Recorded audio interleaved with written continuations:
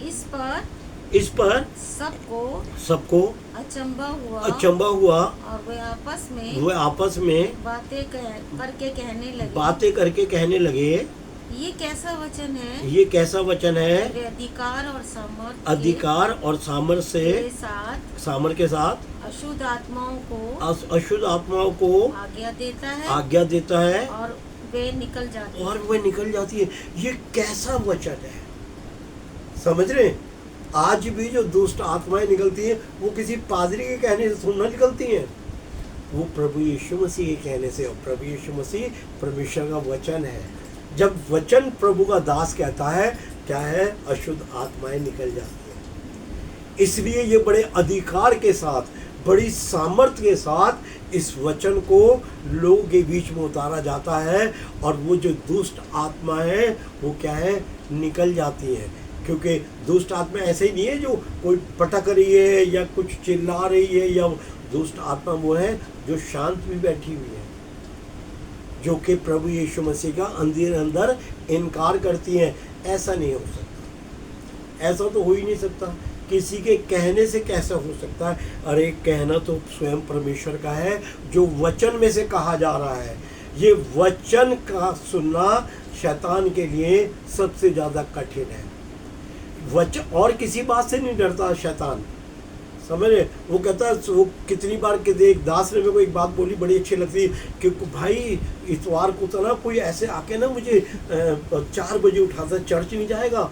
और मैं भाई एकदम नहा धो के और मैं चर्च आता हूँ, और बाकी 6 दिन के, बाकी 6 दिन कहीं कुछ नहीं, 6 दिन तो मैं अपनी मौज मस्ती में रहता हूँ। तो उसने कहा भाई पता नहीं खुदा आके उठाता है, शैतान कहता है कि मुझे एक दिन में कुछ नहीं फर्क पड़ता, जा चर्च चला जा। सब इसलिए ये प्रतिदिन का भोज है, हमें प्रतिदिन लेना बड़ा ज़रूरी है। और मैं इन बातों से बड़ा खुश होता हूँ जब मैं सुनता हूँ प्रभु के दासों की ऐसी बातों को, तो बड़ा एक आनंद सा आता है कि यार वाकई में सही बात है। हमारा जीवन बाकी दिन कैसा है? क्या हम सिर्फ एक शनिवार या एक इतवार या एक दिन के लिए सिर्फ वो है? नहीं, ये प्रतिदिन इसको पढ़ना और इसका मनन करना बड़ा ज़रूरी है। उससे क्या होता है? प्रभु हमारे जीवन में एक सामर्थ्य देता है। प्रभु अपने वचन के हिसाब से हमें आशीष और बरकत देता है।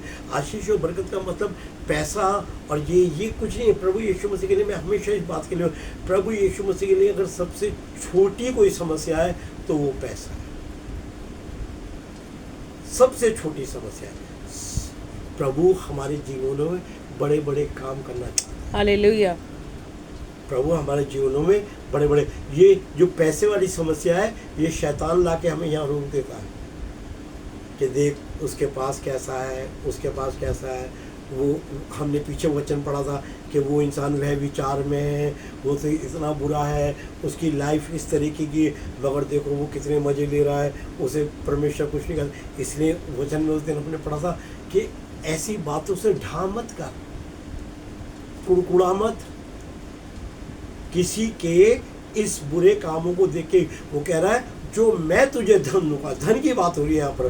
प्रभु यीशु मसीह कह रहा है, जो मैं तुझे धन दूंगा उसमें कोई कलेश नहीं होगा, कोई दुख नहीं होगा, कोई बीमारी नहीं होगी, कोई रोना नहीं होगा, किसी बात की कोई प्रॉब्लम नहीं होगी।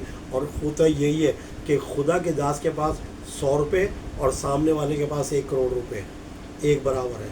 आमीन। समझ रहे हैं आप? खुदा के दास के 100 रुपये ख़त्म नहीं होंगे, उसके करोड़ कब मिट्टी में मिल जाएंगे कुछ नहीं पता। समझे? खुदा का ये तरीका है कि खुदा ने जिसको 100 रुपये दे रखे हैं ना अपने दास को, उसके 100 रुपये में बरकत है, उसके करोड़ों में कोई बरकत नहीं है। वो उसी में 99 में ही चला जाएगा। वो हम आगे देखेंगे वचन में।